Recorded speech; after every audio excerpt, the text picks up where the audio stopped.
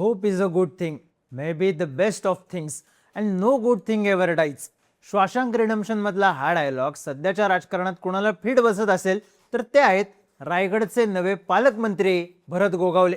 15 ऑगस्टला भरत गोगावलेंनी रायगडमध्ये ध्वजारोहण केलं. तेव्हाही त्यांना प्रश्न विचारण्यात आला पालकमंत्री पदावरूनच. विधान परिषदेच्या निवडणुका झाल्यापासून गोगावलेंच्या पालकमंत्री पदाच्या मागणीला जोर आला होता.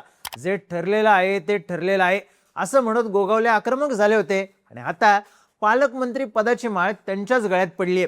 दुसरीकडे नाशिकचा तिढाही सुटला असून तिथे भाजपचे गिरीश महाजन पालकमंत्री झालेत. थोडक्यात पालकमंत्री पदाचा निर्णय जाहीर झाल्यानंतर भरत गोगावले गुलाल उधळतील, पण त्यात दादा भुसे नसतील आणि राष्ट्रवादीच्या कार्यालयात असलेल्या शांततेत छगन भुजबळ मात्र असतील.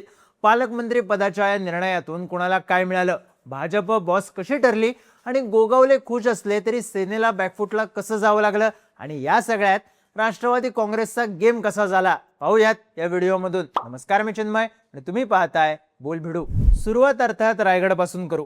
एकनाथ शिंदेंच्या मंत्रिमंडळात भरत गोगावलेंना मंत्रिपदाची आस होती, पण अंगावर कोट चढवण्याचं त्यांचं स्वप्न पूर्ण झालं नाहीच. त्यानंतर 2024ला भरतशेठ मंत्री झाले, पण नॅपकिन काखेत मारून पालकमंत्रीपद आपल्यालाच मिळणार हे त्यांना ठासून सांगावं लागत होतं.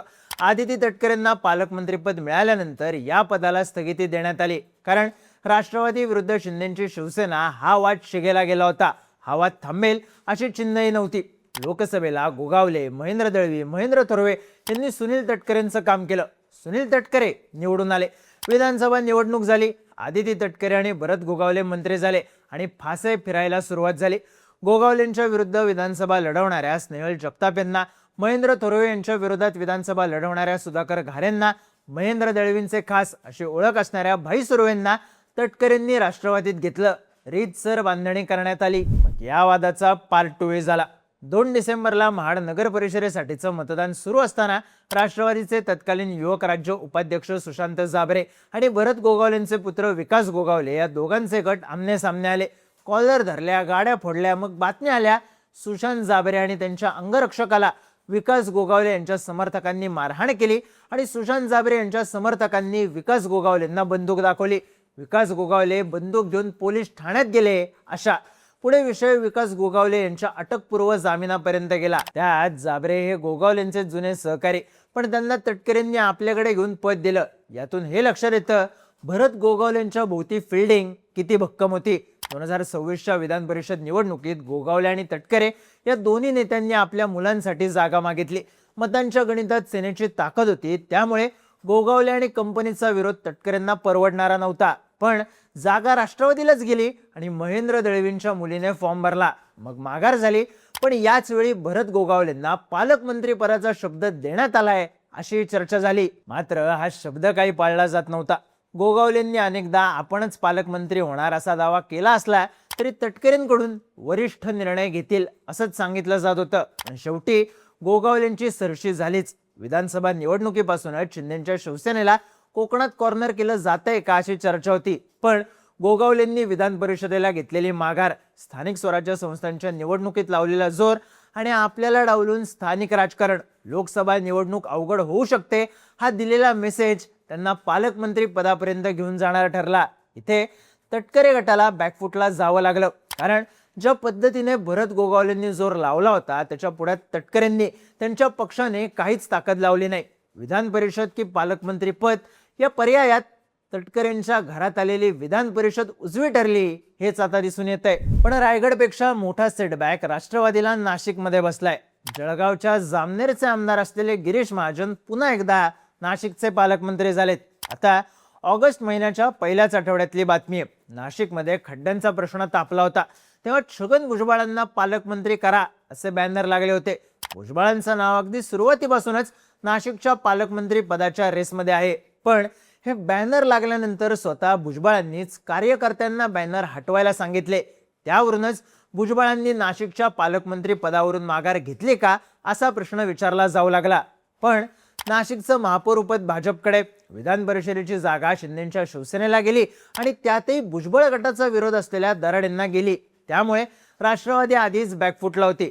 भुजबळांचं नाव अगदी केंद्रीय मंत्री, राज्यसभा खासदार म्हणून चर्चेत येऊन गेलेलं त्यामुळे ज्येष्ठत्वाचा सन्मान म्हणून तरी पालकमंत्रीपद भुजबळांकडे जाईल अशी चर्चा होती. पण प्रत्यक्षात भाजपचे गिरीश महाजन हेच पुन्हा पालकमंत्री झाले. नाशिकमध्ये पुढच्या वर्षीपासून कुंभमेळा सुरू होणार आहे. त्यामुळे आर्थिक आणि राजकीय दृष्ट्या नाशिकच्या पालकमंत्री पदाचं महत्त्व मोठं आहे.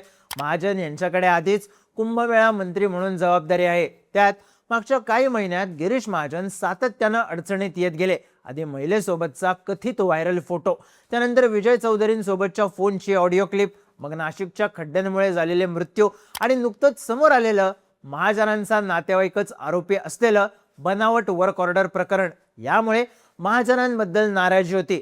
बाहेरचा नेता हा शिक्काई होता, पण तरीही फडणवीसांनी महाजनांच्या पारड्यात असलेलं आपलं वजन कायम ठेवल्याचं स्पष्ट झालंय. नाशिक महानगरपालिका असेल, अपक्ष गोकुळ गीतेंनी जिंकलेली विधान परिषदेची जागा असेल, महाजनांची नाशिकमधली ताकद वारंवार दिसून आली होती. पालकमंत्री पदाच्या रूपाने या ताकदीवर शिक्कामोर्तब झालंय. आता यात एकट्या छगन भुजबळांचं स्वप्न भंग झालं का? तर नाही. बॅकफुटला दादा भुसे सुद्धा गेलेत. लोकसभा निवडणुकीत नाशिकची जागा कोणाला यावरून सेना भाजप सामना झाला.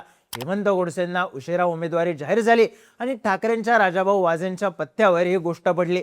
विधान परिषदेलाही हाच वाद कायम राहिला आणि स्थानिक स्वराज्य संस्थांच्या निवडणुकांमध्ये सुद्धा प्रत्येक वेळी शिंदेच्या शिवसेनेला नमती बाजू घ्यावी लागली. गोकुळ गीतेंचा विजय हा महायुतीतला अंतर्गत गेम असल्याची बरीच चर्चा झाली. त्यामुळे दादा भुसे पालकमंत्री पदासाठी आग्रही होते, पण इथे भाजपच बॉस असल्याचं दिसून आलं. नाशिक आणि रायगडमध्ये शिंदेच्या शिवसेनेला रायगडचं पालकमंत्रीपद तरी मिळालंय. राष्ट्रवादीच्या हाती मात्र भोपळा लागलाय. राष्ट्रवादीच्या नेतृत्वाने बार्गेनिंग केलीच नाही का? त्यांनी ढील दिली का? असे प्रश्न उपस्थित होत आहेत. याआधी जेव्हा रायगड आणि नाशिकच्या पालकमंत्रीपदी आदिती तटकरे आणि गिरीश महाजन यांची नावं जाहीर झाली होती, तेव्हा एकनाथ शिंदेंनी आपली ताकद वापरून स्थगिती आणली होती.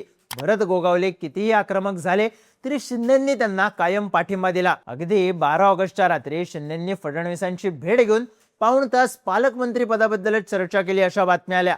नाशिक भाजपकडे जाईल याचा अंदाज घेऊन शिंदेंनी रायगड आपल्याकडे घेतलं. पण हेच राष्ट्रवादीला नाशिकसाठी करता आलं नाही. सुनेत्रा पवार असतील किंवा पार्थ पवार, पक्ष नेतृत्वाने कुंभमेळा होत असताना, गिरीश महाजन अडचणीत असताना नाशिकसाठी काहीही ताकद लावली नाही. भुजबळांच्या माघारीच्या चर्चा झाल्या आणि नाशिकमध्ये भाजप बॉस ठरली आणि रायगडमध्ये शिंदे गोगावले जोडीने आपली बार्गेनिंग पॉवर दाखवून दिली. राष्ट्रवादीच्या हाती काहीही आलं नाही. पक्ष नेतृत्वाने न दाखवलेला इंटरेस्ट, नेत्यांनी कौटुंबिक पातळीवर केलेली तडजोड, यातून राष्ट्रवादीचा रितसर गेम झाल्याचं चित्र उभं राहिलं. नाशिकमध्ये महाजन, रायगडमध्ये गोगावले, पालकमंत्री पदाच्या निर्णयाबद्दल तुम्हाला काय वाटतं? तुमची मतं आणि प्रतिक्रिया कमेंट करून नक्की सांगा आणि राजकीय घडामोडी विस्ताराने जाणून घेण्यासाठी बोलबिडूच्या YouTube चॅनलला सबस्क्राईब करायला विसरू नका.